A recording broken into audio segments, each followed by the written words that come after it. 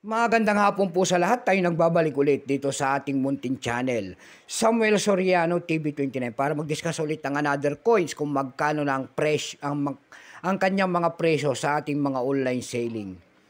Ayan. Magandang hapon po sa lahat ng ating mga subscriber dyan.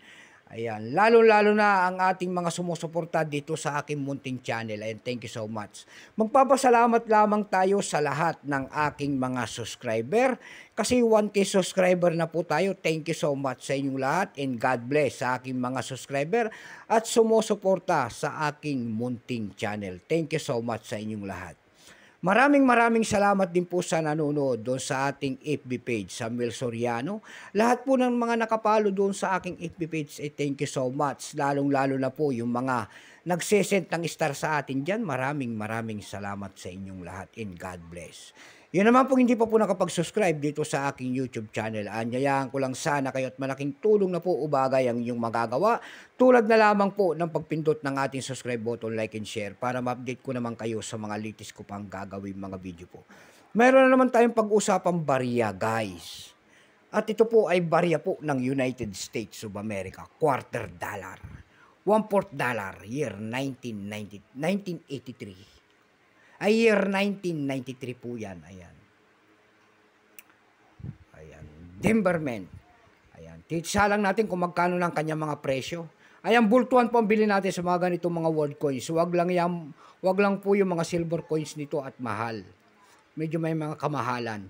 Bago po yan, ayan, kilalanin mo muna natin siya. Issue po United States, sorry po.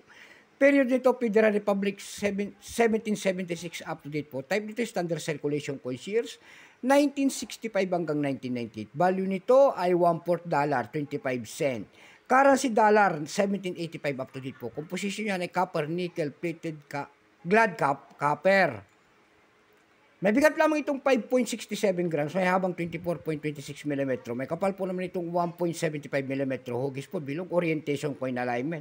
Number N-155, reference number KM-164-A. Ito pong year 1993, ito po ay, hawak natin, ito po ay Timberman, 13%. Kung ilang piraso naman ang ginawa ng barya sa hawak natin, ito po ay 645,576,128 piraso po. May price na po yan doon sa ating numista.com kung tawagin ng ating mga kolektor. Ayan.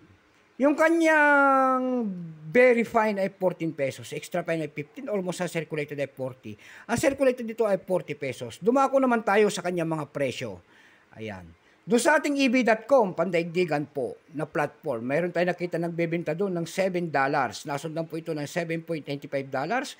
Yung pinakamalit po doon ay nagkakalaga po ng $3.65. Dako naman tayo sa Carousel PH. Sa Carousel PH naman po, mayroon tayo nakita nagbebenta doon ng 500 pesos. Nasundan po ito ng 140 pesos. Yung pinakamalit po doon ay 100 pesos. Ayan lamang po ang ating may babaging kanyang presyo. Keep safe po sa lahat and God bless.